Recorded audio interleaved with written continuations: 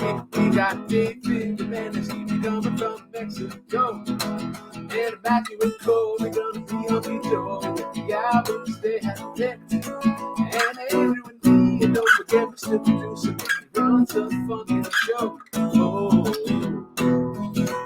they say you don't call Google Hangouts, you don't spit into the mic, you don't go respond to his work emails, and you don't mess around with Jim. I don't do what I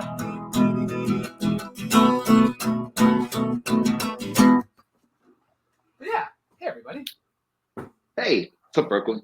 That's my favorite, like 15 minutes before the show. It's like, oh, I got to come up with lyrics. So what am I gonna do here? I'm gonna go full dad jokes. We're just gonna go full cheesy. Like we could fit in hunky dory. It fits off the tongue. I mean, like you got to do it. I don't play guitar. Well, yeah. But yeah, this is a very special episode. It's always a great day when we're kind of introducing somebody in the community who's never been on before. But I'm very excited to have this person on with their musical insight. But we'll bring on the feeling races that you have. We'll save them till the end. So first person, we'll bring on the third judge, I guess you would say, of the Life 500 Takes Invitational, Mr. David Jimenez. Good to have you on. How are you doing today? What's up, guys? Number 3 here. I'm good. Yeah. Thank you for asking. What about you guys? Doing good. I guess we'll start the show with tell us about the album that you picked, a little like 10-second sort of elevator pitch. Cool. My album is The Defining Clics Modernos by Argentinian legend Charly Garcia. I'm very excited to talk about this album. Pretty much set the bar for new wave music in not only Argentina but Latin America. And pretty cool album. Yeah. All right. Next person. I've actually got to know this person's music taste quite a bit over the last 2 months, figuring out what he likes and doesn't like. It's Matthew Chen. Hey. Hello. Good to see you. Tell us about the album that you picked. All right. So I picked Bewitched, the Goddess Edition by Laufey. And she's just been one of my favorite artists in the last few years. And then she's like bringing modern jazz to a modern age, like to Gen Z. I feel like something I really love. Yeah. So this last person. So how I met them, it was in college. This would have been 2011, 2012. My cousin, who was also a fellow guitar player, he was like, "Hey, we should go to this bar called Baba's, and they're doing this thing on Wednesdays called open mic. You go up and play a song, and I think at the time you would get a pint of Clancy's, which is a really good amber beer." And he hosted it for a very long time, and then we bumped into each other about 6 months ago. I was like, "Hey, you should do the show. This would be a really good time." And he's like, "Absolutely." So without further ado, Mr. Corey Roper. Hello, everyone. Yes. It's funny that you said the pint of Clancy's. It would be warm by the time it got all the way up the stairs because it was all wet. Yes, yeah. So funny. Oh, the memories. No, the album I picked is a group called The Midnight, and the album is called Endless Summer. And I stumbled across them, and it's a wonderful homage to 80s, not quite dance music, but 80s synth music. And it's super fun to listen to all the way through. And I was hooked right from the very beginning. And I fell in love with it, and this is why I picked it. Yeah. The album that I picked was "Would You Please" from Boxer the Horse. This is actually a band from mine and Corey's hometown of Prince Edward Island. They're an indie rock band. They've only ever made 2 albums, but I actually saw these guys in high school. But I'll get into it a little bit more. And then actually we'll go to Andrew first because it is actually his album that we're starting with. So Andrew, why don't you lead us off? Well, I picked the Al Green classic, I'm Still in Love with You.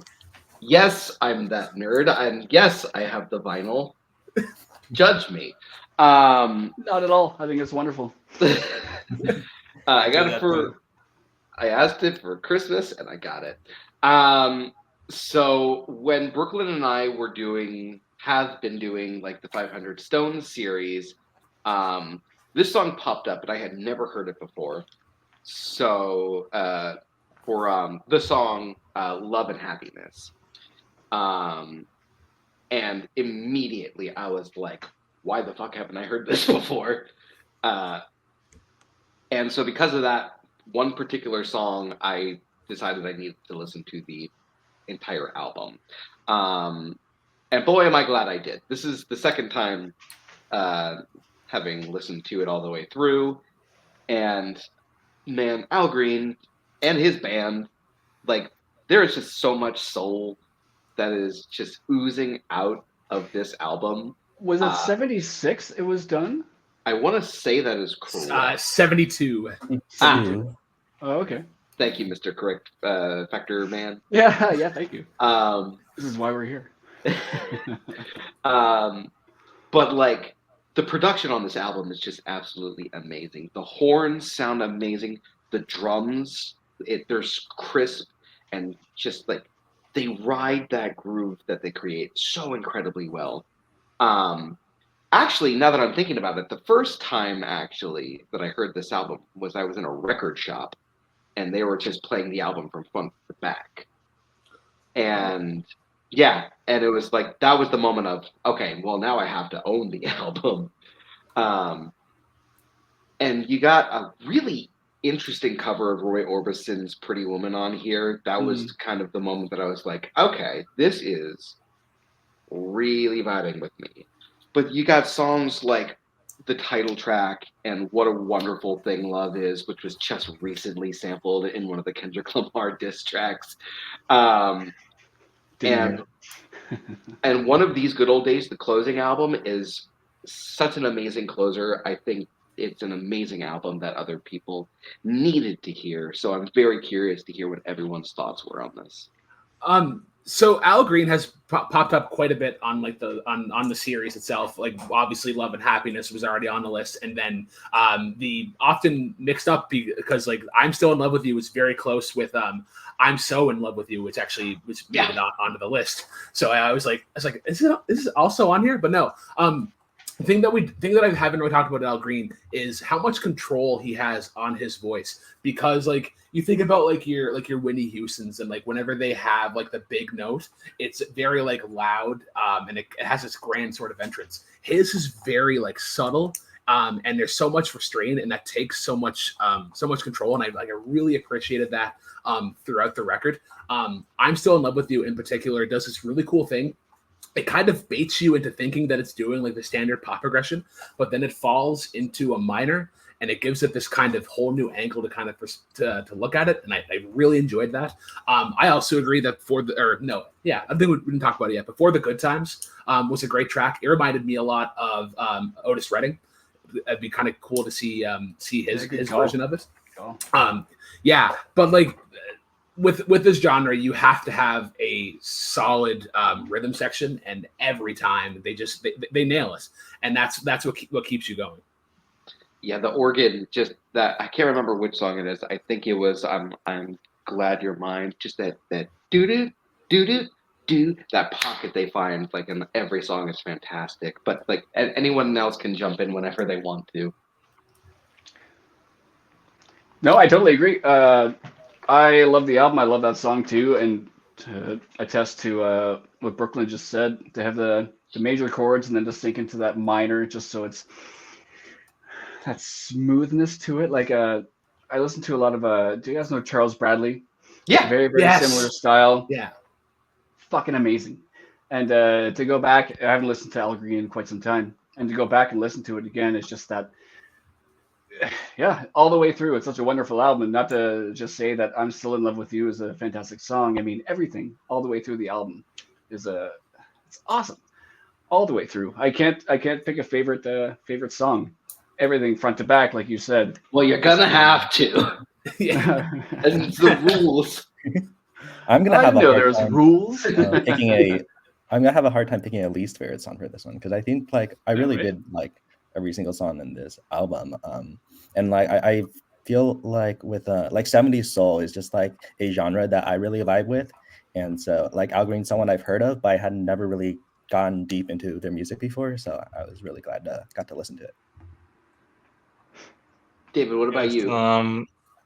This is soul, right? Like the genre itself. Oh yeah. Okay, so because I've been listening to a lot of artists of the genre, like I don't know, like Billy Preston or Bill Withers, but I have never heard like an album, like a full album of this before. And I've known of Al Green before as well, like just a couple of songs. And well, this was pretty damn great. I loved it from the very beginning.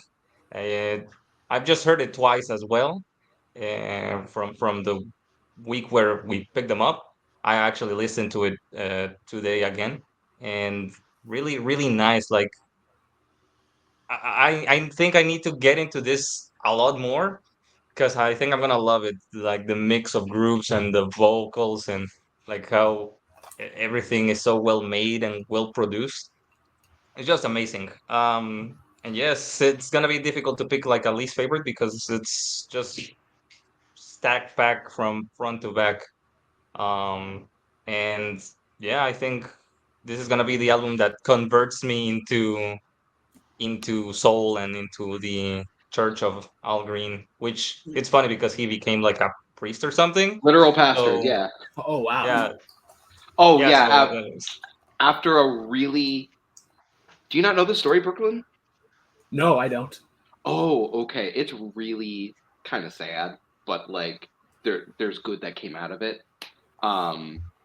So Al Green's girlfriend, at the time, it was very tumultuous, and one day she grabbed a whole pot of like I think it was like grits and like scalded him with it, and then other tragic occurrences happened that I'm not going to get into on this show. But after that, Al Green decided to spend the rest of his working life as a pastor, still working in music from time to time, but he turned to the church after that incident. It's a really harrowing story, but also there, as I said, good came out of it. But with that being said, yeah, so I'm going to go into my score. This is an easy 9 out of 10 for me. Maybe even like a 9.5, depending on like the day. My favorite song is Love and Happiness. It's like one of my favorite songs of all time. That groove is just airtight. That band is just, everybody is cracking electricity. Yeah, it's just amazing. My least favorite, I'm going with Pretty Woman, simply because Yeah, it's if I think the Roy Orbison version is better. Not to say that this is a bad version. It is a very good cover of Pretty Woman, but it's just one of those moments of if I'm going to listen to Pretty Woman, I'm going to listen to the Roy Orbison version. Literally the only reason I picked that song. Yeah. I'll go next. My favorite one, I think I was alluding to it earlier for the good times. I just really like the strings. It's very, very light. And then for least favorite, I would agree. Pretty Woman. Because when it came on, I was like, oh, we're touching this song. And they try, and like there's elements of it that they nail. I think they nail the rhythm or the drum kit and the bass. But when they get into like the bridge, he does what he normally does and has that like small restrained voice, but it doesn't fit for the song in my opinion at least. But like it has grown on me in the 3 times that I probably listened to the song. So we'll see where it goes. Oh, and then my score, I would say, I would agree with a 9. Yeah, I agree with you as well. Pretty Woman as well. Like the reason why I really got into music, one of the reasons, Roy Orbison, just because of the range of his voice. And don't get me wrong, doing a cover of someone's song has not always gone terribly by any means. Not to say that it did, but my favorite, I think, is I'm Still in Love with You, because I find myself singing it, just on the fly. I'm tying my shoes. I'm still in love with you. Singing it. So it's just a beautiful thing, but it's also just a straight up beautiful album. So yeah, I'd give her a 9.5 if I was to rate it. Yeah, that's me. All right. Yeah, Matthew. Yeah, and I'm gonna have to agree with Andrew here. I think like Love and Happiness was my favorite. as well. Is my first time listening to like all of his songs. So yeah, I just felt like that one was my favorite, and Oh Pretty Woman was also my least favorite for the same reasons. I think we may have a consensus here. Yeah. But yeah, rating would be 9 as well. I'm gonna Right, echo and- that last thought because my favorite is also Love and Happiness. Such a nice song, like the groove on it. Although shout out to What a Wonderful Thing Love Is. I think that's like the best combo in that album, like just Yeah. an Oh, amazing that back to 1-2 back. punch over there. Yeah, exactly.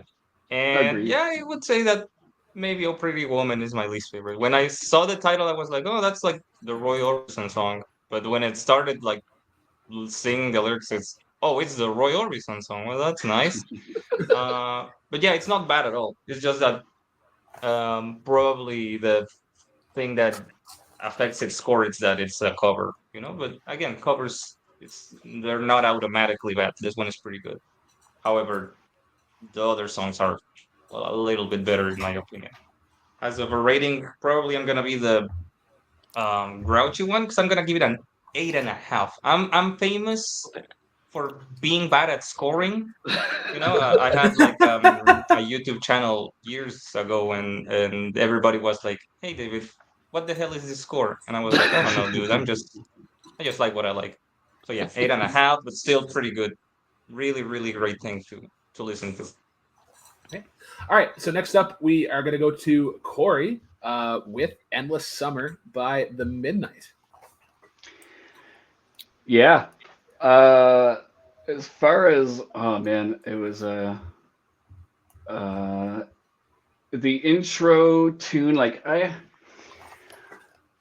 There was a song that is my least favorite on it, and it was called "I'm Synthetic," or I think it's just called "Synthetic." And there was a song called "Jason," I believe. It's Jason, tell me what you're missing. And I find I always go to that, but the intro song on it is also a favorite, so it's kind of a toss up. And then there's one toward the end, but there's so much saxophone. The entire album is fantastic. But if I had a least favorite, it would be that. Oh, we save that. We'll have an open discussion, and then we'll get into I'm sorry. all of that. Yeah, no, I think it's a great album all the way around. I love to bike to it. I love to just put the entire thing on. And yeah, I think it's a fantastic album. Sorry, guys. I don't know the process. It's okay. It's your first time. Yeah. I'll start. So okay, there's a reason that I try to listen to every album that appears on the show twice. Because first impression doesn't always end up being my overall thought on this. Because I'm not gonna lie, first impression on this album as a whole, I was like, this is kind of stock. Like this kind of sounds like every independent film trying to get summer music for their coming of age film. And having re-listened to it earlier today on my drive to work, actually, I live in Florida right now, so this was actually like the state to be listening to this album. Oh yeah, based out of Miami, I think, something like that. It's like I'm 2.5 hours north of Miami. I'm glad that I re-listened to this because it clicked with me more on second listen. I still think that there are some things that do kind of sound like other things that I've definitely heard before. But you brought up one of my favorite songs as well. I think Jason is really, really good. It was kind of like this really fun, poppy, almost like Emotions era Carly Rae Jepsen kind of feel to it. I really liked what was it called? The Equalizer, Not Alone. Yeah. I do love that song too. I love the ending of that song. That's one of the more just like instrumental tracks. And the synth tones are just like really smart, really sharp. And like the way that they kind of just like flutter, it's really, really pretty to listen to, but in like a more daytime vibe than like a nighttime vibe. And Crockett's Revenge. Crockett's Revenge is really interesting. That is my kind of shit. I love that you brought up the saxophone because I think when this album is really clicking, I think it's when they're kind of hitting that almost 80s synthetic, like synth heavy yacht rock kind of vibe. I think when they're hitting that mode, I think that's when the album is really strong. Oh, same. Sometimes I think it kind of goes into like MGMT mode where you can really tell the MGMT influence, and I think that's where it kind of loses me. Um, I really liked this album. A little inconsistent, but like when the highs hit, they hit really nicely. David or Matt? I kind of want to just agree with like a lot of what Bar you just said by the end there, because I feel like I'm not very big on like synth or like electronic music, but I feel like when the sax hits, like it really hits, and that was like my personal favorite part of the album. Right. Yeah, David. Yeah, I agree. The saxophone, I think it was kind of teased in the group chat that it was gonna like spice things up, and it's like, yeah, when the sax hits, it's like, okay, now you got me there. The thing with synthwave and me is that it's not a thing that I really enjoy. I only like it in two very specific forms. One is when it's integrated with pop, like The Weeknd is doing recently, and two is when it goes like full in synthwave, like you can see the electronic waves in the background, you know. And I think that as like in a kind of side note, I'm wearing a Muse shirt. That means I like the band Muse, and these guys did Simulation Theory like 2 years after this album was made, and I think it's quite obvious that these guys were a huge influence because of all of the synth undertones, and even the song that you mentioned, Synthetic, is pretty much ripped off in that album, even like lyrics and everything. So I found that really funny. But yeah, I think that the best moments here are when it's pretty much integrated with pop, like in Jason or in Sunset or in Vampires, or when it just goes full deep into to just demonstrating the sound as it is, like in Daytona or The Equalizer and Croc's Revenge as well. Although that last one, I like it because it kind of like explores some sonic grounds that are a little bit different, like that little weird vibraphone, electronic Yeah, for sure. vibraphone. Yeah, so yeah, overall, I think similar to Andrew that it's a little bit inconsistent. For example, the beginning song is not. I mean, it has like a interesting idea, but I don't think it develops it like all the way through too much, and also it's a bit long. I mean, I'm all for to listen to hour plus records, but you have to have me pretty much the entire way. And there were parts in this album that I thought, this is getting a little bit too longer than it has to, you know. Yeah, Overall, I think it's a Yeah. sorry. So, No, no, anytime an album crosses like the 50-minute mark, you're walking a tightrope. So it's a very tough. Yeah, it could be thing like to watching a 2.5 to 2 hour and 45-minute movie. You're like, you could have ended this That's like correct. 15 minutes Yeah, ago. absolutely. Like, guys, no. come on. Yeah, so like one thing with this list that kind of blew my mind is like you could listen to 3 albums in an hour and a half, but then for the other 2 albums, it was taking you 2 hours. So it was just weird. It was like either like one of either ends, but it was funny. Like I've never really ventured into synthwave, like listening to like a full on record. I ingested a little bit differently. Like every time that I've heard this music, it's always in like video games or like Metroidvania. Or Metroidvania-esque games. So when Andrew was mentioning like, oh, like this is kind of like stock of like the indie summer thing, I was like I get that. I definitely see where that's coming from. But for me, it was like, yeah, I need to hear this in like a Metroid game or somebody or a character with like a cybernetic sword of something or like a 2D pixelated version of Cyberpunk 2077. But these guys are heavily influenced by Kraftwerk. even in like in that first song, I think they do a really good job of like teasing the sax coming in, because that first like synth solo before the beat drops, and when that beat drops in Endless Summer, the title track, it's fucking incredible. But like that kind of song in particular, I would love to see just like be assembled, because like I love that. I love like seeing the sausages get made and like how the beats come in and like how they kind of play with it and whatnot. When the sax does come in a couple spots, Jason, it was already talked about. I defined that as like the best '90s aerobic song, like the perfect beat, and like Corey was mentioning going for a bike ride on this. I was going for walks with my dog, and this was perfect, like the perfect Monday morning walk. But my favorite sax moment is in Vampires, because it comes in like guns a blazing, and it doesn't try to hide anything about it at all.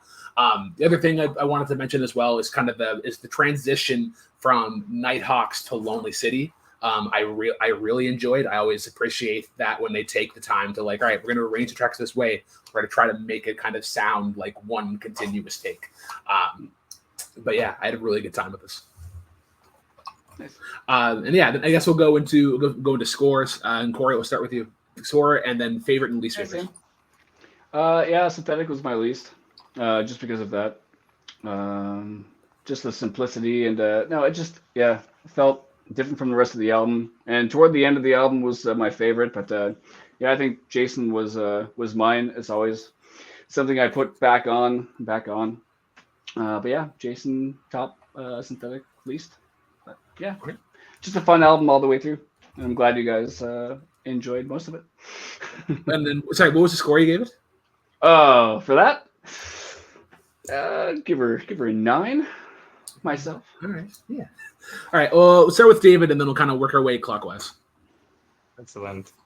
My favorite was easily Vampires. As you mentioned, guns blazing, just energy from the start. I loved it. Probably second is Crockett Revenge, which is next to it. So again, with the 1-2 punches, as you can notice, I kind of like those when it's done well, and those are pretty well made. My least favorite is Lonely City, for one specific reason, and it is that the vocals are kind of annoying for me.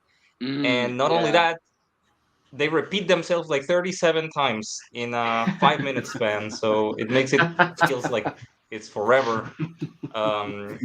And I kind of didn't like it. The transition So it with makes the Nighthawks album was so cool. long. That exactly, the transition was nice, but then like the product that the song is itself is, I kind of didn't like it. And as and overall, I'm gonna give it like a 6.5 to 7, more or less. uh I think if it were a little bit shorter and more like consistent on this on the sound that it presented, it would be a little bit higher. But as of it is, maybe I should listen to it more often, to kind of understand it a little bit better. And again, I'm not like super high into synthwave, so maybe that's why I give it that score. But anyway, still good. Yeah, I have a very similar thoughts to you, David. Yeah, so I mean, my favorites are also, I would go with Crockett's over Vampires, but those are definitely like up there as some of my favorites from the album. And then I would have to agree with everything you just said about Lonely City. I feel like, the repetition was a little bit too much for me. My rating, I would go with 7. I just like usually round up, but maybe it's like close to like a 6.8 if I didn't do that. So this is an album that I think will grow on me with every listen, because I'm not gonna lie. First time I listened through it, it was sitting at like a 5. On re-listen, it's a 6.5. As I said, I think with more lessons, it is going to be one that like gets a little bit higher and higher every time. I'm going to find more things that I like about it than I dislike about it. For me, my least favorite would probably actually be Nighthawks. I found the vocoder kind of vocals on that a little bit more distracting. However, favorite far and away for me was Jason. I added that song to my workout playlist, so thank you so much for introducing me to that song. Yeah, there was just something about that chorus hits and it sticks. Like it's the one part of this album that like I've already learned the lyrics to. So yeah, that song's a pop. So 6.5 could probably go up even more on another listen. Yeah, I really dug this. I rarely has there been an album where it's kind of like fit a certain time slot. Like I will definitely go back to this because it's the perfect thing to kind of keep you motivated like in the mornings. I'm gonna give it an 8.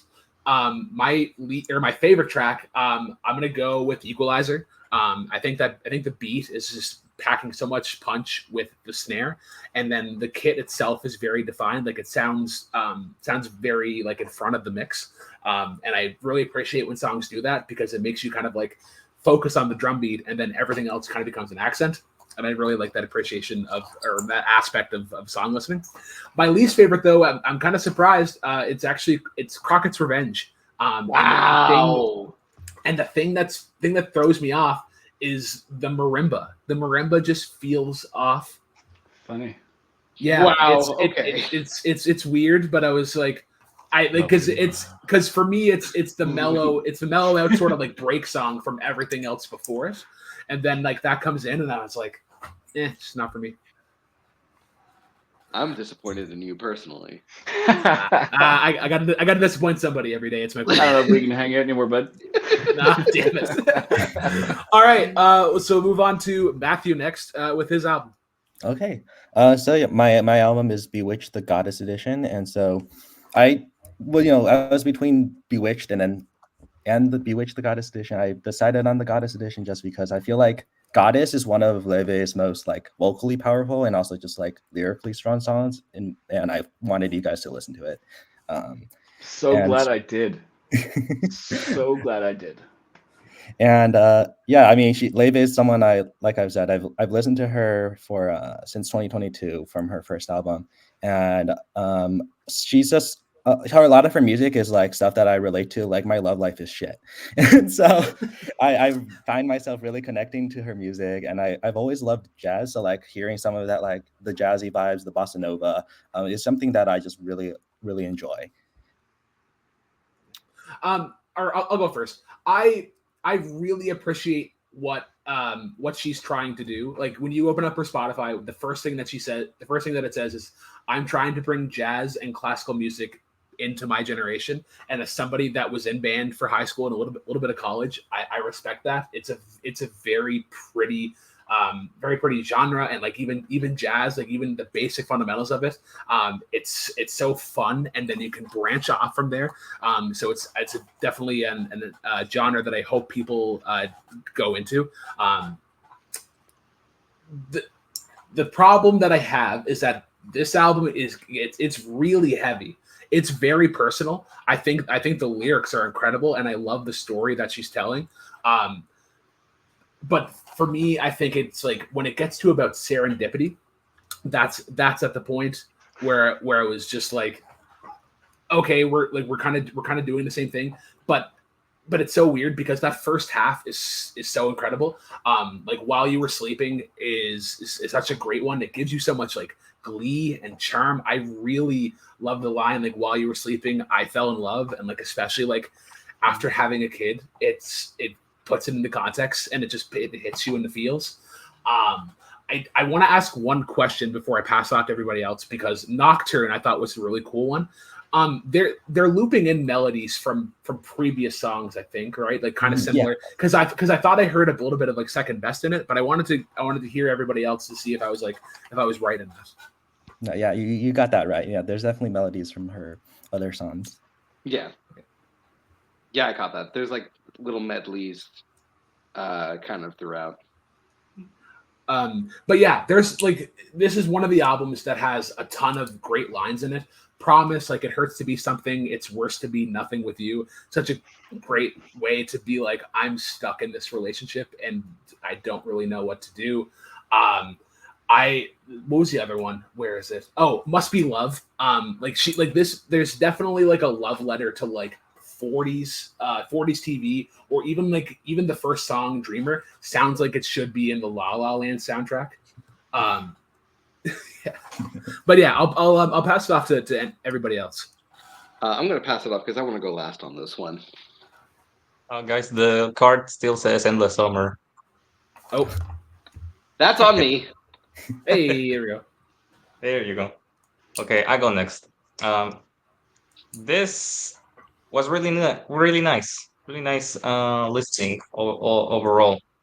I have a special thing with deluxe versions of albums because in my book they're like non-canonically, because they're like just added things that for some reason didn't get into the original cut, but it's getting way too popular to the point where I cannot ignore it anymore. So yeah, I think this is like a new version of the album. Charlie XCX did that like a week ago or something. Um, but anyways, this is good. And a thing that I found interesting now that I mentioned that is that the deluxe songs are in sometimes way better than the ones that are in the original album, or at least that I felt it that way. All four of them, not only the closer, which is I think the one that um it's a little bit more highlighted, but Bored, Trouble, and It Could Happen to You, all of them, I really like them in some ways more than some of the songs that appear on the album. Now, musically speaking, I think it's just really well made. The production, the mix of classical jazz with more modern undertones, it's great. I love that sound, that it's not too close to the original, but also doesn't sound like a cheap homage or something. It's just like a really genuine thing. And I just love bossa nova, like a type of music, and to hear it popping up, especially in what's the name of this song? From the Start. Mhm. It's just amazing. I love that song since the moment I hear it because it reminded me a lot of this Gets Gilberto album, which if you didn't notice, I kind of suggested one of the songs of that album in the current music league. You should listen to that album if you like jazz for sure. So it just reminded me of that, and it was like amazing. Um, and yeah, overall, I thought it was pretty good. Although if I had a problem with it, again, I think it's a little bit long, and some of the songs, as I mentioned, from like the original cut, felt a little bit repetitive or that I it wasn't moving forward to. However, I have to admit, I just listened to it once, and I was listening to it literally before we started recording, and I got stuck in the song Misty, so I still had to listen to kind of half of the album again. But still, pretty good. I really enjoyed it. And how do you pronounce the name? Because I bet that's like a problem. I thought it was Laufey, but it's I've been saying Laufey like for about a week now. and it's Yeah, it's Laufey. Laufey. Leve. Icelandic. Leve. Oh, I would have said Icelandic. Laufey as well. Oh, of course it's Icelandic. Okay, now I'm starting to piece things together. Oh, heartbroken Icelanders. Corey, go ahead. No, I enjoyed it. I listened to it twice. Once a few days ago, and then again today. I really enjoyed it. Again, I totally agree. Lyrically, it was a little on the repetitive side, but that's understandable. You know, write songs about heartbreak and all of that. It can get repetitive. But when it first started, I'm a sucker for 1920s, 30s, and 40s music. So when it fires off with sorry, mosquitoes. When it fires off with Dreamers, I was like, this is right up my alley. No, I love the instrumentation, her vocals. I was walking around the house singing like her, just doing anything, mundane stuff, tying my shoes, singing like her, petting my cat, singing like her. But no, it's funny. Yeah, But your I'm not cats insane. but your cats were like, "What is this angelic voice I'm hearing?" Oh, yeah, exactly. I'm a musician. What can I do? But no, I did enjoy it. But yeah, I totally agree. Lyrically, it was a little repetitive. But I didn't have a least favorite song. It was really enjoyable, and I'd love to listen to it again. To really critique it if I was to do so. But it was a very enjoyable album to listen to, and I'd love to put it on again. All right, Andrew. So I messaged Adelaide Spence a few days ago, and I said to them, I have to ask you something, but please keep it to us. And they were like, of course. And I go, please explain to me why people love this album so much. Now hold on. I have to say, that was halfway through my first listen. Once again, I'm glad I listened to these albums more than once because it did get a lot better on second listen. I think my problem with it was that, see, for me, it's not the lyrics that were kind of repetitive. It was the melodies.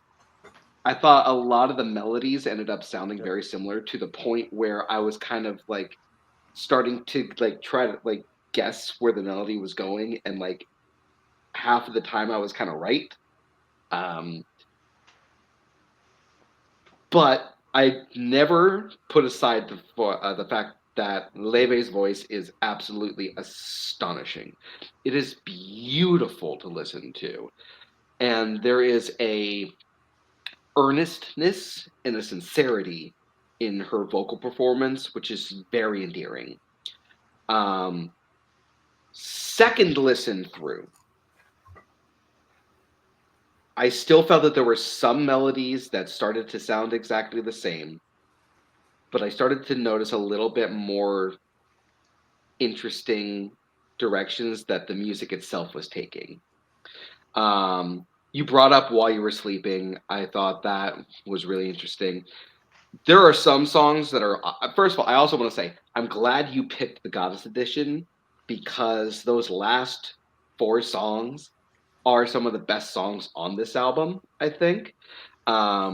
Especially Goddess in general, and not in general. You know what I mean. I'm running on 7 days of work. But then the moments I really love are when she gets bombastic with songs like Lovesick. Like, that is an incredible piece. When like the bigger swells of orchestration start to come in versus the songs that are pretty much just guitar.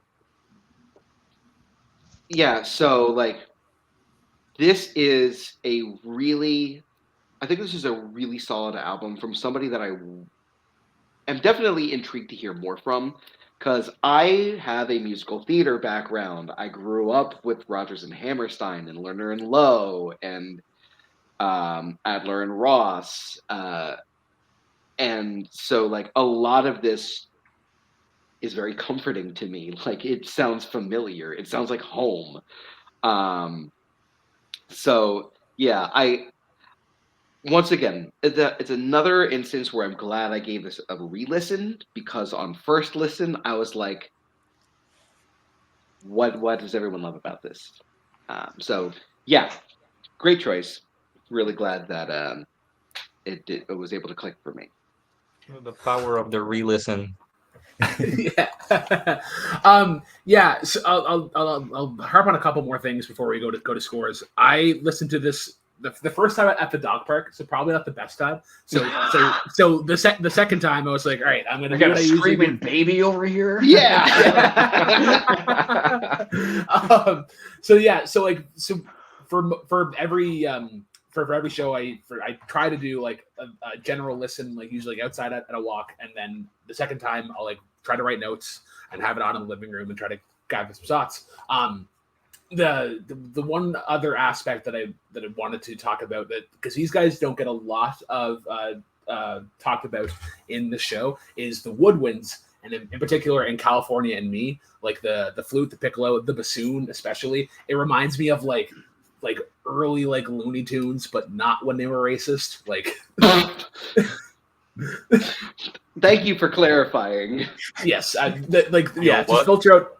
Yeah, But yeah, David's computer froze after you said that. yeah.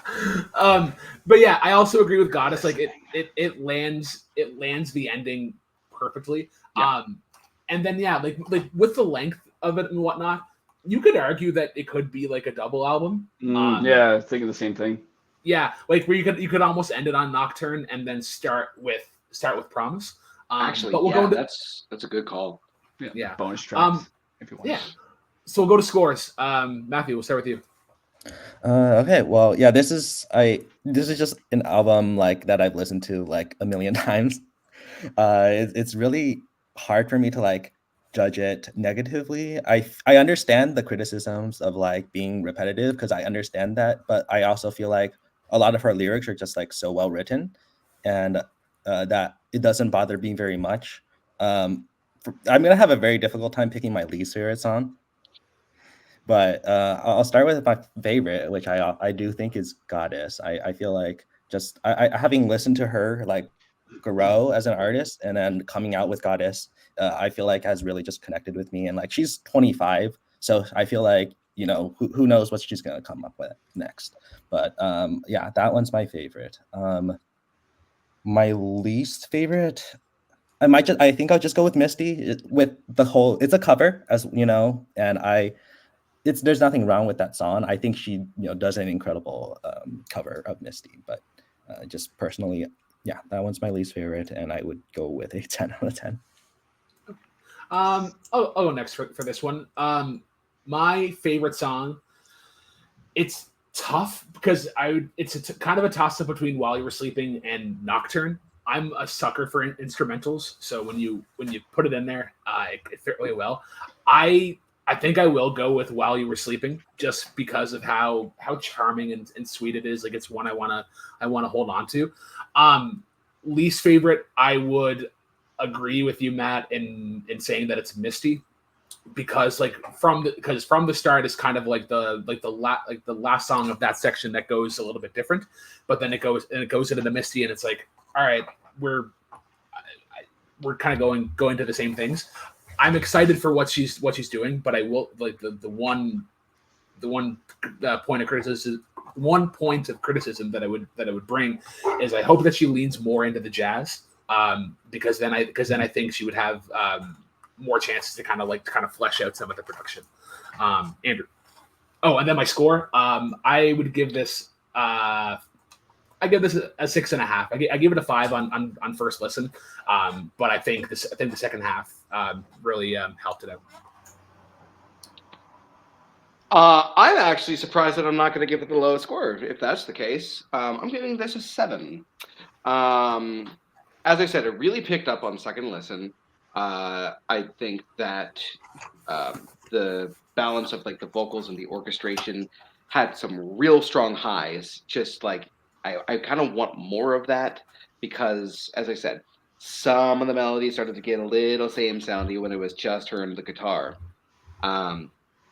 But it ends very strongly. I kind of showed my hand already when I said that Lovesick is my favorite song on this album. That song is a banger.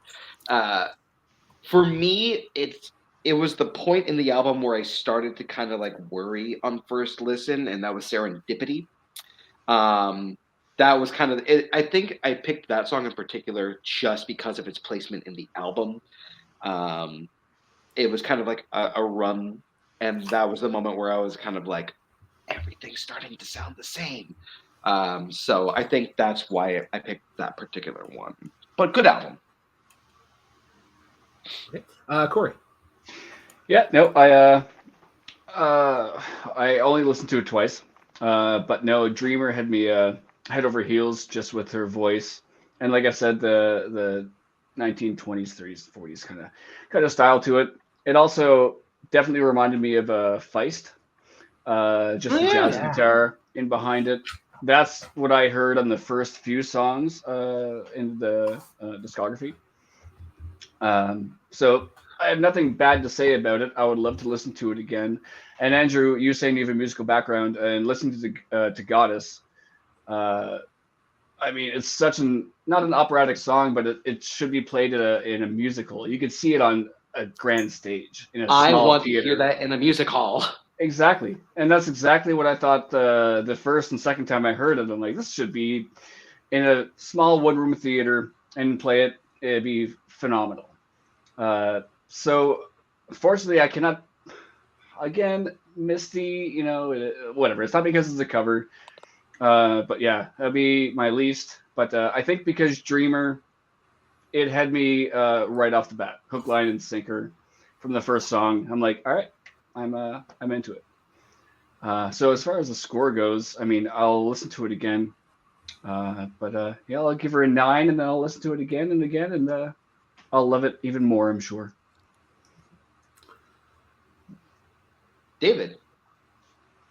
So let's hope my computer doesn't froze. As long as Brooklyn would doesn't say- talk about racist Looney Tunes, I think you'll be fine.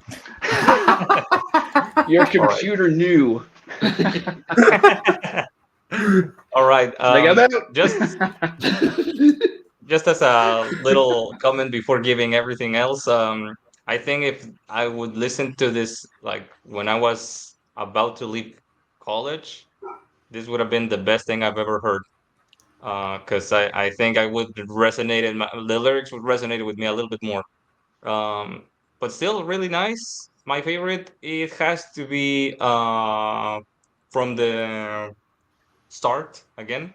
Either that or While You Were Sleeping. And of course, Goddess is like really, really good. But like personally, I love that kind of type of melody music. It's a little different outlier, you know. My least favorite, I haven't ended listening to Misty, so I don't know. But from my second listen, I don't remember Haunted a lot, so I'm gonna call it my least favorite from that. And as a score, I'm gonna give it a 7.5, 7.5. I think it's really nice, really well done. A little longer than I think it needs to, and the looks songs are better than some of the songs that are on the main thing. But really nice. I'm gonna keep an eye on Laufey for the future. Okay, so now it comes to my album. We went with "Would You Please" by Buck to the Horse. So yeah, I saw these guys in grade 12. There's a week, 1 week of the year in June. It's Music PEI week, or is it? Yeah, I think it's June or maybe even late May. But it's just kind of meant to be a celebration of all the island acts that are happening here. Like it's crazy for a province of like 150,000 or so. We have a good scene here, and a good mix, either from Celtic to pop. But these guys were very much like indie rock, and they played this album front to back at the school, and I bought a copy immediately. And my first memory of listening to it is in my old like 2001 Toyota Echo whenever I was driving to like one of my first kitchen jobs. So like this is one. Yeah. So this is an album that I would throw on like every couple of years because it's great. I love the sharp lyrics in this and kind of how he delivers some of them. Like especially like in Bad Apples, like the whole like Cinderella walk on over to that automobile and like how he kind of plays with the rhythm of it and whatnot. I really Great enjoy video, some. too. I've not seen the video. I should probably check that out. I really enjoy the transitions in some of these, in particularly from Bad Apples to Mary Meets the Pilot. That little 2 hits of the snare and it takes you right into it. Then actually right after that, from Pot Valley into Sketch Me a Glove. Sketch Me a Glove has a great sort of energy and drive to it, especially from the synth. Romania is this very fun kind of like walk down the sidewalk sort of song. I love the line of like, "You smell like gin. Where have you been?" It's a fun little kind of wordplay on it. I'm trying to think of other ones that I can kind of talk about a little bit. Mind Eraser is really cool. I like the transition of lines of like, because I feel like it's kind of like a rebound because it starts off with like rip the sheets from the bed and then it comes on later. It's like I forgot what you said. You said, "Baby, get the hell out of my bed." So it's kind of like a one thing and gone. Shea Boxer is like really like quirky and sort of very dainty. It's like a very old collection of stamps he's had since he was my age. And then you get to like to the bridge kind of part that gets a little faster, and I'm so selfish. And it's like I move my hips and I twist a little bit. But yeah, there's an argument that like you could say this is kind of like carbon copy indie rock, and you might be right. But I'm gonna give it the Homer advantage. These guys are from here, and it's still good. Is it average? Maybe, but it's still good. Boy, do these guys love the Strokes. Oh, no fucking shit.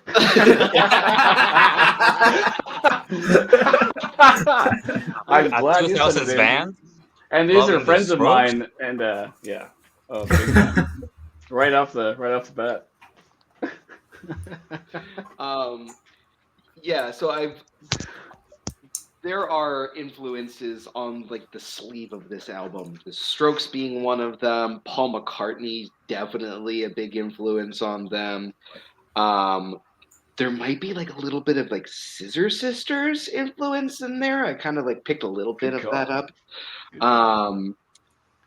But I really enjoyed this album. It's a fun time. Good car album, real good car album. Yeah. And I love that like the energy kind of stays throughout it until you get to Tiger, which is the last song of the album, where it like dips just like a little bit. It doesn't go into like full ballad territory, but it dips just enough that it is a good way to wrap up the album. I think that there is some great moments. Like Sketch Me a Glove kind of has this great Elvis Costello kind of like pump it up energy to it. Yeah, I could see that. Yeah. And I like Cat Burglar. I think Cat Burglar is really fun. Mind Eraser is really, really catchy. I like that song a lot. The electric organ in Cat Burglar when that comes big in, time, man. Like Big time. very similar to the sax in Vampires we talked about with Endless Summer. Oh, it takes over. It's absolutely enveloping, and it's something you want to like. I'm gonna listen to that again. Rewind that 15 seconds. Oh, totally. Sorry. No, you're fine. You're fine. Don't worry about it. My computer like froze for like a split second. So. Oh no, I mean like rewind the song 15 seconons. Yeah. To listen to that part again because it's so fucking dope. I will say there are some moments where I don't like. There's two songs in particular, and I think that you can kind of guess what two they are because they sound very similar in their tones, and they sound like they belong in a bar. But I think that even though that you can like immediately pick up some of the influences on this album, they still do sound like their own band. Like they are their own unique collective. And while I can hear, as I said, Strokes, Elvis Costello, Paul McCartney, and all of that on them, I wouldn't say that these are songs. They wouldn't sound like they were covers. So fun little album. I liked it. Very much enjoyed it. Corey, I did not know that you were friends with these guys beforehand. So this is Went to school with them. Wow. With, most of them, yeah. Yeah. Jeremy Goody was in my very first band in junior high school. He played guitar. I played guitar. My buddy Sean played bass, and Chris DL played drums. Ah, yes, yeah. So, we go way back. So I got a chance to see them live quite often. It's a super fun show, always a fun show, and super great guys. But yeah, no, I totally agree with like Bad Apples right off the get go, with the distorted vocals and that. Yeah. I mean, it's a great tune, super fun video as well, and really a fun show and a fun short album that's super fun to dance to. I have nothing bad to say by any means. But yeah, Cat Burglar was awesome. The organ is fantastic. Bad Apples is always a fun song. But yeah, no, they're just a fun band back in high school. And after that, well, geez, it's 2010, so that was 3 years after. But yeah, no, it was super fun to see in Baba's. And Yes. yeah, man, those are good. But yeah, no, I totally agree with everyone, with everything that you guys are saying. But yeah, with the risk of being beat up by these guys. I was about to say. You No, made no, it's all right. They're skinnier than I am. It's fine. I'm kidding. I haven't seen them in years. But no, it was a good album. I'm done. I'm passing the torch. Great album. I I'm just gonna say it. The cover art is weird, and I love the it cover art. I liked it It's too. Grace, yeah. Yeah, absolutely. it threw me to the point where I think I don't know if I want to listen to this album. Okay, but here we go. Yeah, I'm that guy. I'm sorry. I'm judgy. Judge me. Anyways, um, and there you go. However, I got a pleasant surprise by it. It's not a masterpiece by any means of the word, but it's really, really enjoyable. It does sound a lot like college rock. Like dudes from college got together, got the opportunity to record something. I lived in a small town in Mexico with a quite sizable indie scene, and it always felt like that. Like these guys did their best, tried to break through. It's a really nice experience, and you could give a big surprise with what you're doing. And I think that album is that. I'm gonna listen to the influences. I think one that it's quite obvious for the time and for the place, which is Arcade Fire. I think Yeah. especially like the guitar-led um, the songs. That year, The Suburbs was released, so it was like, okay, you can Mm. kind of trace a little bit of where they were going. Maybe they were like nostalgic for suburbia in Canada at the time. I don't know. I have But to anyways, ask real quick, Core, do any of them have a hurdy-gurdy? Because if that's the case, then that is Arcade Fire 218. Not to my immediate knowledge, they do not have a hurdy-gurdy. It would be a lot well, cooler if they did. It would be like, Yeah, yeah. definitely. If Cool you've review. never, for those listening, if you don't know what a hurdy gurdy is, imagine an Irish person made this like really complicated way of it's like a violin mixed with like an So accordion cool. and like a So squeeze fucking cool. box. It's very cool. it looks Speaking like of a accordions, big-ass music that was my box. accordion. Yes, Oh yeah, so beautifully made a hurdy-gurdy. I have such respect for a person who can. Tune in next week to We Talk Hurdy-Gurdy. and all hurdy gurdy month of round. Yeah, and I'm not invited because I'm just going on rants. The hurdy Sorry, gurdy All right, one. sorry, David. I had to ask. No, it's fine. It's fine. Talking specific about sounds, I'm gonna again kind of be on the contrary of you guys, and I think the organ sometimes doesn't work as good or as great as in other moments, especially in the intro song Bad Apples. I think it just in the mix is just too in the front to kind of like enjoy the rest of the song. And the organ is a dangerous instrument to play with post 2000 because you either sound really nice and niche like Arcade Fire, or you run the risk of sounding like a dad rock band.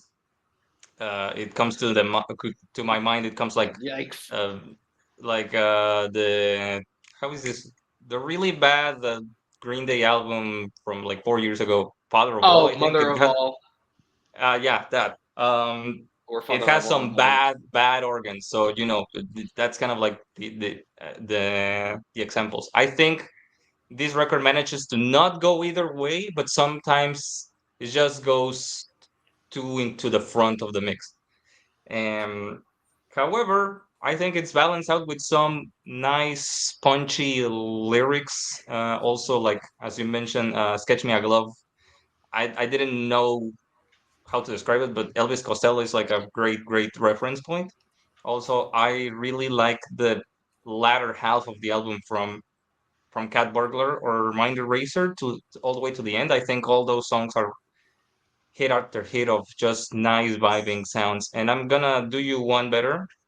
This is a nice album to ride a bike on because I did that on my way to work. I go into I ride bikes to my work. And I thought it was a nice album to just vibe with it. Also, the day was kind of cloudy, and it was like, I don't know, the vibe is cool with this record. So yeah, I think it was a really nice surprise. Didn't expect a lot of it, and end up surprising myself with the sounds of this record. Really nice stuff. Really nice things. All right, Matthew. Yeah, so this one, I'm a fan of indie rock, and so I feel like when I was listening through this, I really enjoyed like I enjoyed all the songs. There wasn't really one where I was like I hate this, but I do have to agree that like sometimes it can sound like too familiar, I guess. Like it was some of the songs can feel a bit familiar to me, but I think some of my favorites were like Mary Meets the Pilot and Pot Valiant. I think just those back to back, I felt like really hit for me. And Mind Eraser, I feel like that was really strong as well. And I mean, it's yeah. I feel like I should have, if I had more time, I would have listened to it more because I just feel like I would have more thoughts to say. But for like an overall album, I did like the sound. All right, we'll go into scores. We'll start off with mine. Scores favorite and least favorite.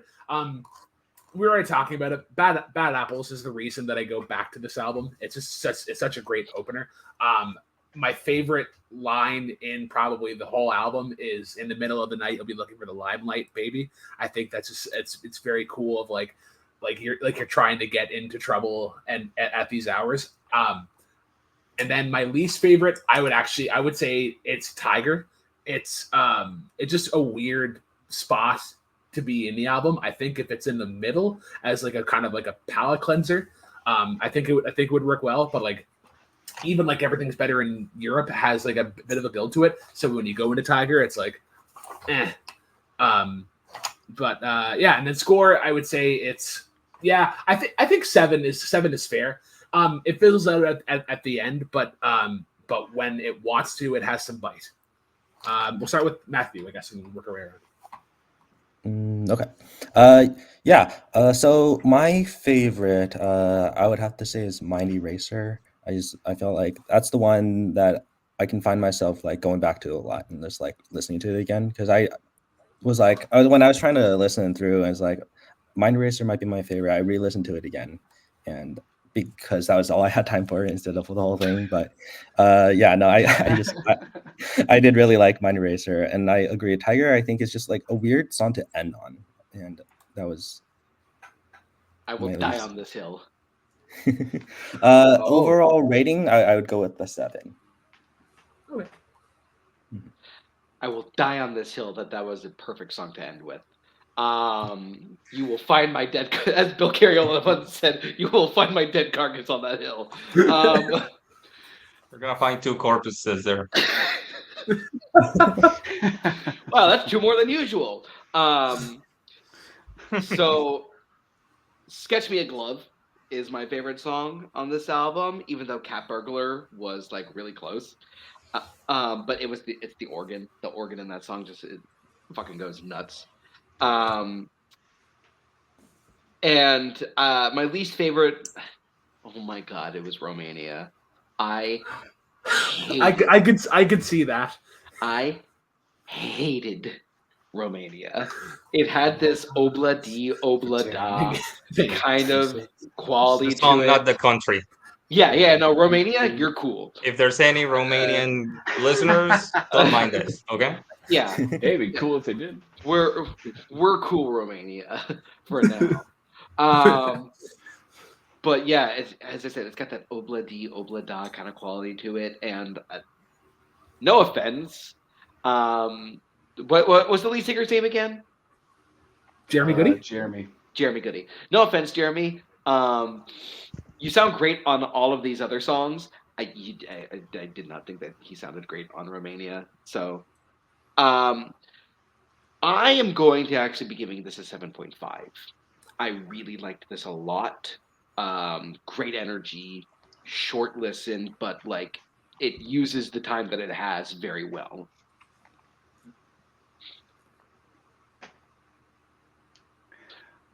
Yeah, sure. I like how you point. Yeah, no, yeah, I agree with Brooke. Bad Apples is a really good way to start it. It's a short song, it's a banger. Uh, Watch the video whenever you can. Brooklyn is pretty fun. Um, no, a super fun band, and I have the privilege to have seen them live quite a few times. So they do put on a great show when they released this album back in 2010.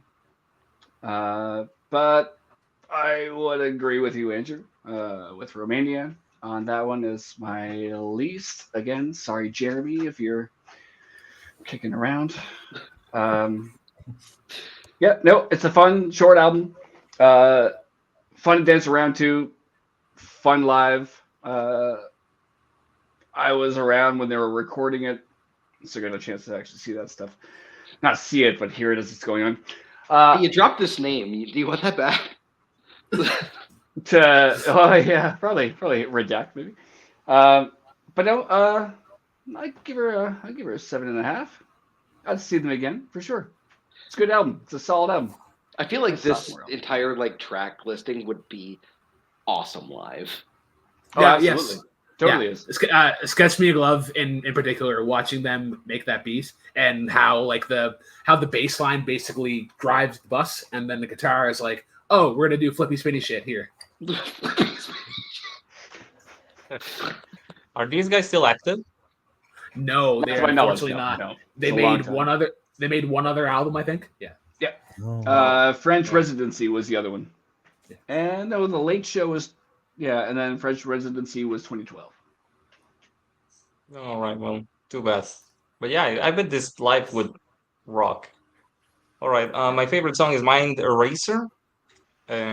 Just classic pick, but it's really good. I mean, I think it's their most streamed song for a reason. It's like just catchy to the point. I think it then really just all takes all the points from the album and just into one single song.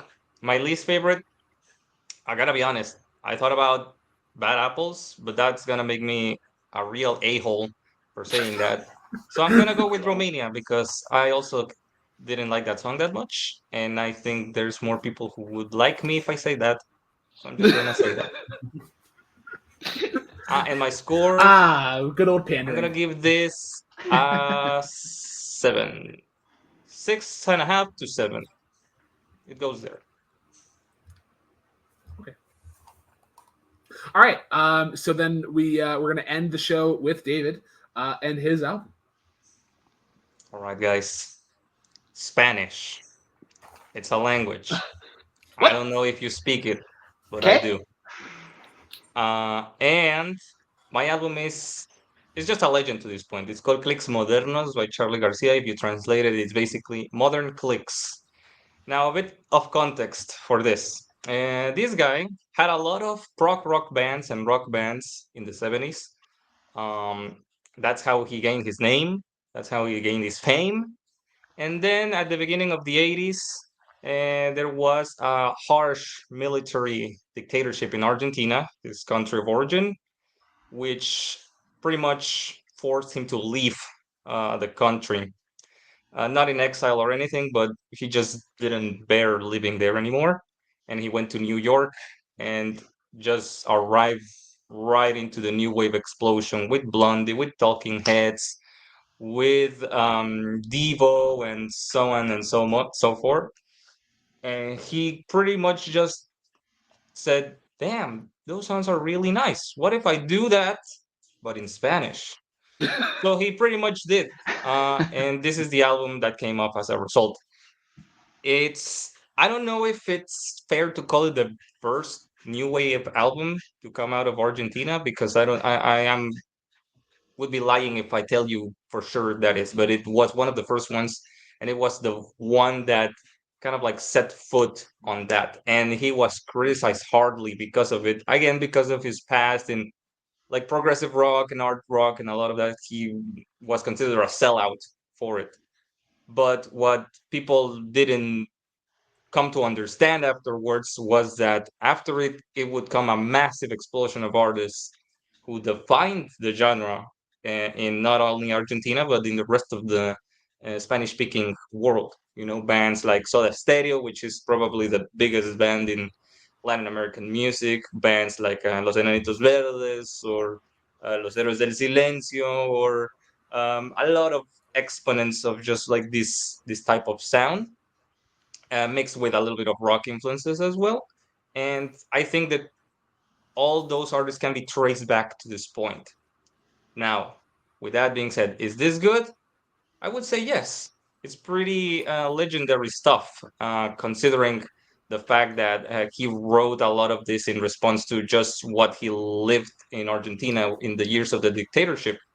And, for the lyrical themes, you would say, oh, maybe this is like a very heavy sounding album, but it's not. It's full of bangers and the really catchy tunes like the opener, Siguen Pegando Abajo, which is translated to They Keep Hitting Us Low, which talks a lot about the violence that was lived through those years.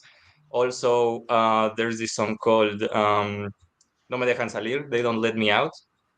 Again, pretty much just new wave energy, video game soundtrack vibes all the way through. And he also actually manages to sample like 3 or 4 seconds of James Brown's voice in that song, if you could catch that. Oh, I caught And that. Don't you worry. Nice. yeah. So it's actually pretty great. Of course, you have like the dense sounding songs like Bancate este defecto, which is translated to put up with that defect, or Los Dinosaurios, The Closer Ojos de Videotape, The Dinosaurs, and Videotape Eyes, uh, respectively.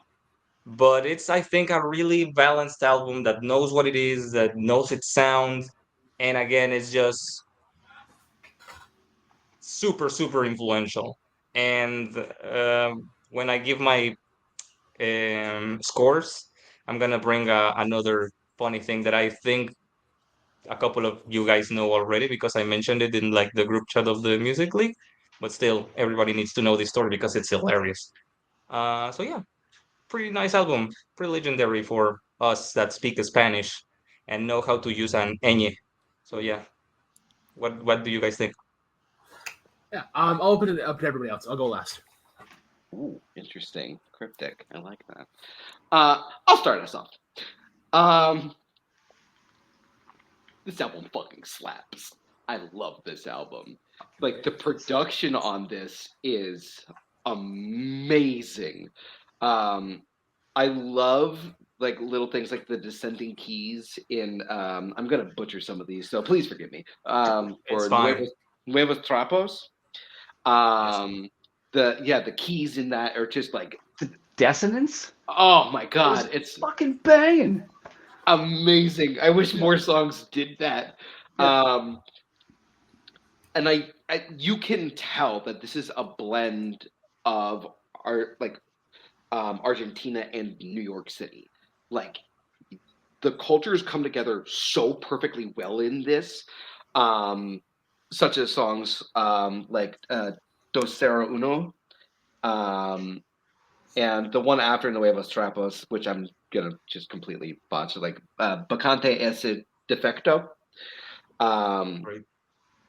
yeah, like, but like the first of all, he's a great singer. I think he has got a really great voice. Um, obviously there was the language barrier, so there was like a little bit of a wall, but like I was able to get through most of that really easily because the music and the production are so good. I love the space that there is in Los Dinosaurios. Like the way that his voice just kind of like floats through that, and the piano in that is just sounds so epic. It's It's amazing. it is so good. Um Lyrically, it's funny reading them in English. Because Yeah. a lot of that did not like click what was in my mind, what these songs could be about. But it definitely really enhances it, and like knowing the lyrics now.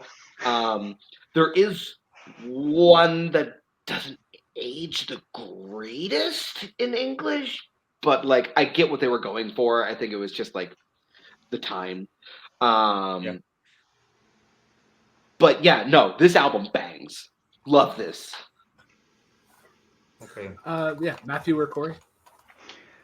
Hey man, yeah, I have to admit I did not read the English lyrics.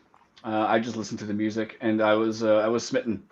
I posted it to you guys. It reminds me of the Belarusian band Molkat Doma. I'm a huge fan of just that the synth and the guitar and the bass, and yeah, it was right off the bat. You want to listen to the entire album all the way through. Um, and I apologize that I did not read the English lyrics, so I have no point of That's fine. reference as to what they're singing about. But as far as the music goes, yeah, it does totally slap all the way through. Whether it does slow down, and like you said about the organ dissonance, I was hooked right from there. I'm like, that's really cool, man. And yeah, again, to the point where you want to rewind and listen to it again. That's pretty dope. So yeah, I have nothing bad to say about the entire album, and I would love to listen to it again and get more context. But yeah, no, it was awesome. It was great. I would love to listen to it again. Yeah, no, I thought this was a great album.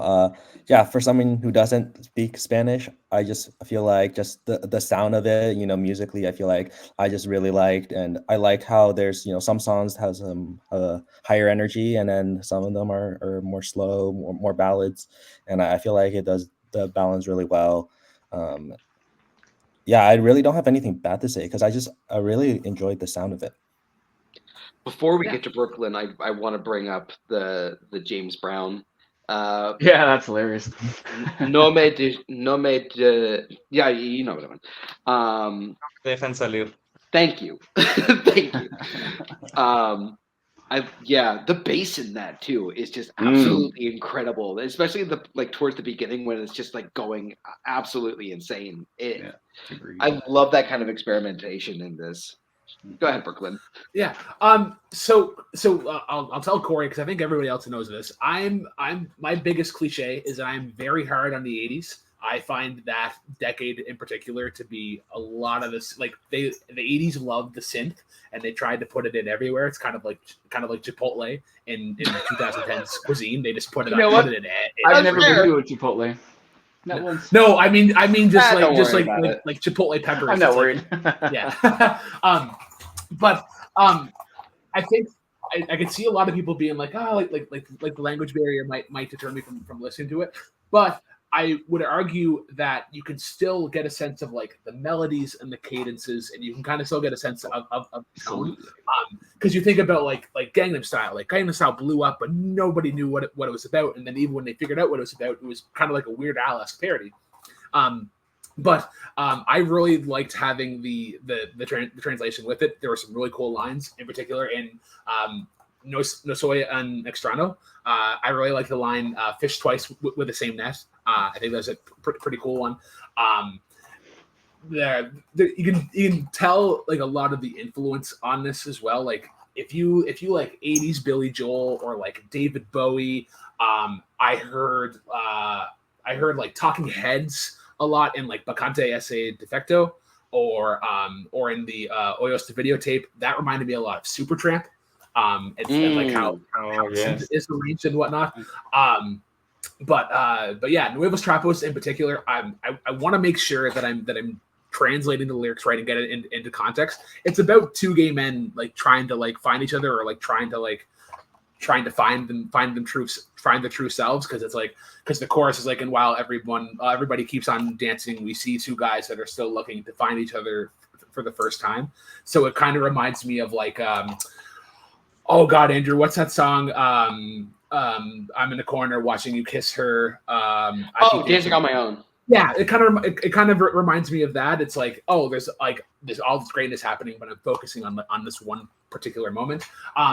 No me, Jesus Christ, I'm gonna butcher this. No me de Jan Salir, one of the James Brown one. That reminded me of Mario Kart. That needs to be in a Mario Kart game soon because that baseline is incredible.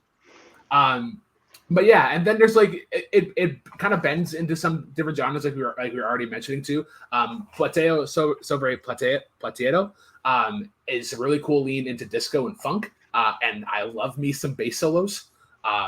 But yeah, this was really cool. So Yeah. I do want to talk about that first song, the one that translates to "They keep on hitting us low." Um, there is a line in the opening of that one where I'm just like, "Whoa!" Um, but like, I have to know: is he singing about um when he says she is a minor? Is he basically using that as a metaphor for Argentina? Um, What I I know because about like this, yeah, sure, sure, continue, continue. no that because I feel like I'm gonna dig myself into a hole if I keep going. No, basically what happens there is that it references.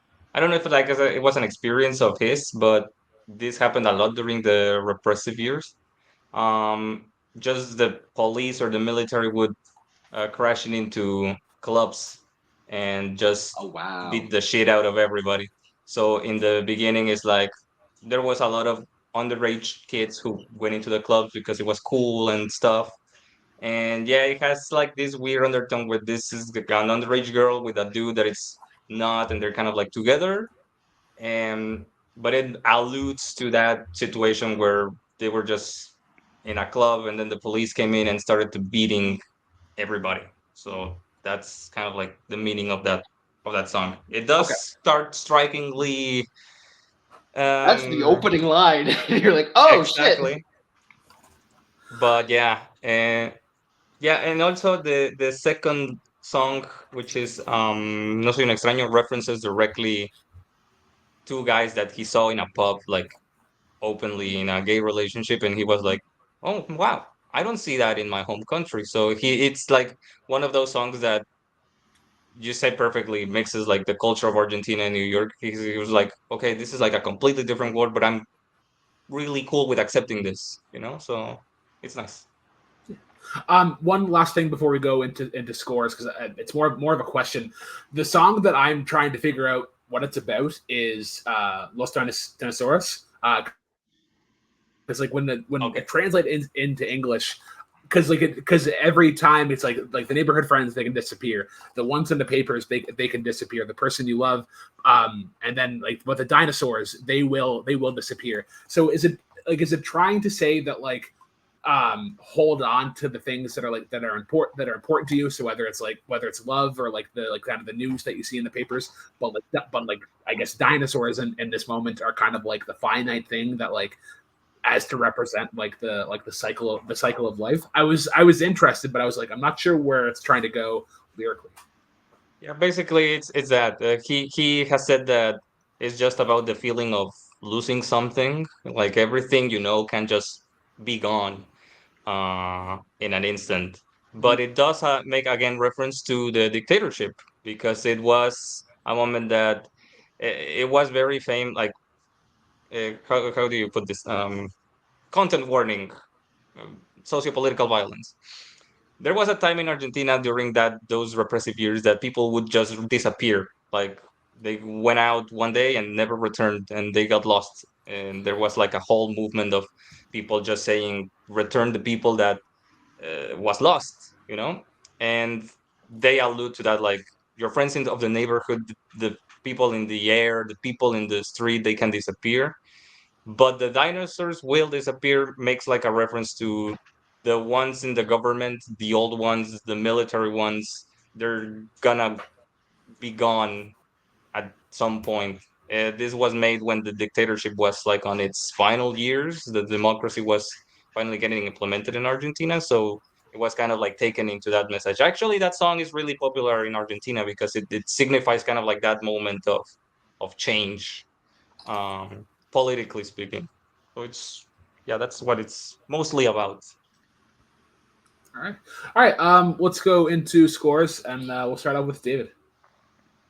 Okay, just very quickly, again, the reason why I picked this album, other than because it's fucking great, is because there was this thing in the internet called the Best Album Tournament, where a dude just posted random albums to compete each other and just voted each other in online. The thematic was new wave, and this album won.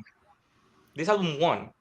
And to the surprise of a lot of people, it eliminated in this order songs from the Big Chair, Okay. London Calling, Oh shit. Scary Monsters and Super Creeps, and in the final, it defeated Remaining Like by the Talking Heads. So everybody was like, what is this thing? Because most of them were just English speaking people, Americans, Canadians, and etc. And was like, who the hell is this guy? And why is he eliminating London fucking Calling, right? So people in it was basic. The answer was that pretty much the entire Latin American people just united to give support to this album. And you don't mess with Latin America, or at least we know that, Um, and it was really funny to see that. We were really proud of that, but also it was like a lot of whiny people just saying, "Oh, this is like you're cheating to win this. This is not even that good." And It's the it was internet. like That's how it works. I thought it was like a really nice example to just, okay, maybe this album is really good. Let me check it out. But instead, it turned to, what the hell is this? This is rigged. And it just got really, really funny to the point where the final matchup had to be done twice because they thought they were using bots. And actually, people were using bots in favor for both sides, apparently. So they just kind of reset the whole thing. And it didn't matter because it ended up winning still. So yeah, super funny stuff. And you should listen to this. I think these four gentlemen right here, who doesn't speak a lick of Spanish, by what I can observe, really enjoyed it. So why wouldn't you? If you like Don't judge me. 80s music, if you like 80s music, just check this one out. And finally, my score is a 9.5 out of 10. It's not exactly a 10 for me, but still really, really good. My favorite is probably The Closer, Ojos de Videotape, with Nuevos Trapos coming at close second. And my least favorite is 201, just because it just doesn't develop itself really completely. It's the shortest song on the album, and I think you can just pass it out, no problem. Yeah. We'll start with Matthew and then work our way counterclockwise. Okay, so my favorite on the album was No Soy Un Extraño, which I really love that like slow tempo, and I feel like those just like I really vibe with. I love how like intimate his voice is. I think just in that sound. And my least favorite, it's hard to say. I did really enjoy all the music, but if I had to choose, it would be Plateado sobre Plateado. Excuse my pronunciation, but I just think That's I fine. just thought that was the weakest, but it wasn't bad, and I definitely would listen to everything again. I think I'll go with an 8.5. Okay. Andrew. Yeah, like late 70s, early 80s new wave is shit that is just right up my alley. So if you can really impress me with an album like this, you've done something really well. So I'm going to agree with Matthew on his least favorite.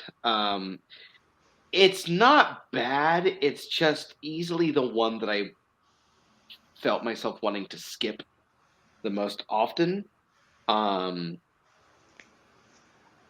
it's also hard for that song because it follows once again No Me Dejan Salir and Los Dinosaurios, which are the two best songs on the album in my opinion. Um, my particular favorite one being Los Dinosaurios, just like the production on that.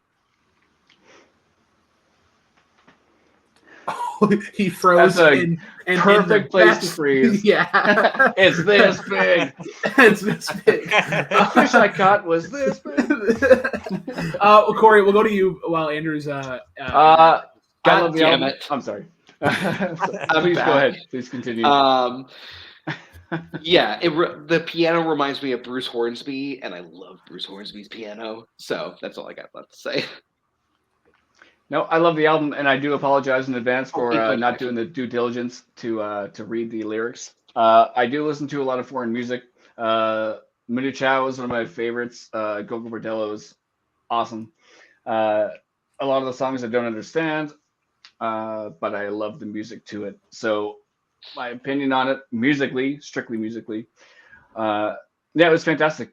Again, probably back to the whole Molkat Doma. I'm not a huge synthwave person myself either. I love everything, but as soon as it was sent, it caught my ear. So as far, I would love to listen to it again, and especially have context, as you were saying, David, to at least understand and know what they're talking about, so I could have a more educated idea of the music itself and what they're trying to convey. So it is difficult for me to pick a best and worst song in that regard. No Soy Este Extraño was a great tune. And I don't have a least favorite. I would love to know the context more.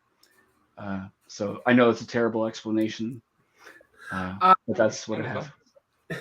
So coming into this, my score was 8.8 with the asterisk of I need to know what Los Dinosaurs is about. And now that I know what it's about, I would pump it up to like a 9.1. This is really good. My favorite is I'm gonna agree with Matt and Andrew. It's Plateado sobre Plateado.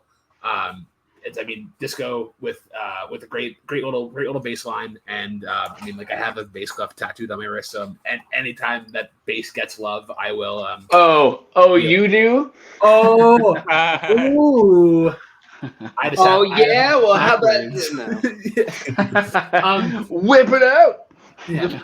No.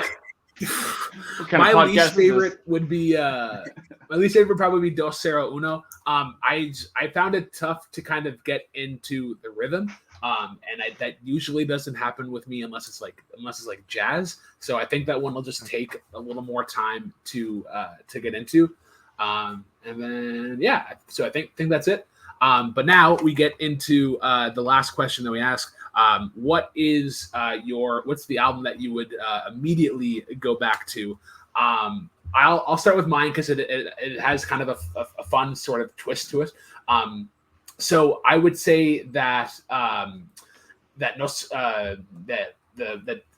my God, Clics Modernos is the best album, but unfortunately, the first song that I listened to from them wasn't off of that album. It's Demoliendo Hoteles, and that song fucking slaps. I love that, and I want to listen to that record. So in context of this show, I would say that Endless Summer is the one that I will go back to. It's a great cardio piece, and it's just it'll be in the walking mix. We'll go with David this time, and then go clockwise. That album is also really good. You should check it out. Piano Bar, it's called. Okay. And my favorite album that it wasn't Clics Modernos is definitely the Other Green one. I'm Still in Love with You. I just vibed hard with that. I'm gonna love soul because of this album. And just great thing. I already speak too much. I need to cut it short. You're fine. All right, Corey. Myself, I love All Green. I listen to it all the time, but I am very curious to listen to more Charlie Garcia. I would definitely go back to it. So I love Al Green, but I would definitely go back and listen to that tonight. Charlie Garcia. Nice choice. Beautiful choice. Okay, Andrew. Wasn't sure who you're going to do next. This one's easy for me. Clics Modernos is my favorite of the albums I listened to this week. It's that late 70s, early 80s new wave, like as you said, Blondie, Talking Heads, Television, like all that jazz. It's a great. All right, and Matthew. Clics Modernos is a close one, but I'm gonna go with I'm Still in Love with You. I think just that 70s soul is a genre that I really love. I definitely want to listen to more for sure. All right, so before we go, I think we can tease the panel for next month's show. So that is going to be Cameron Holtzman, another Canadian, Jack Pinchuk, another Canadian. So there'll be 3 Canadians on the panel. And then Rue Moses is going to be coming back on for his second time. So be sure to be on the lookout for that. We also have the albums, if you don't We mind. do have, yeah. Okay, let's do the album. I didn't have that prepped, but let's go look. So I have them prepped for you. Oh, go. Yeah, you go ahead. So the albums for next episode are Just Listen by Music or Music Soul Child, Unlimited Love by Red Hot Chili Peppers, 10 by Pearl Jam, Great Hits by Shredders, and Astoria by Marianas Trench. Some great ones in the mix there. But for Matthew, for Andrew, for Corey, for David, myself, cheers, guys, and as always, drive safely.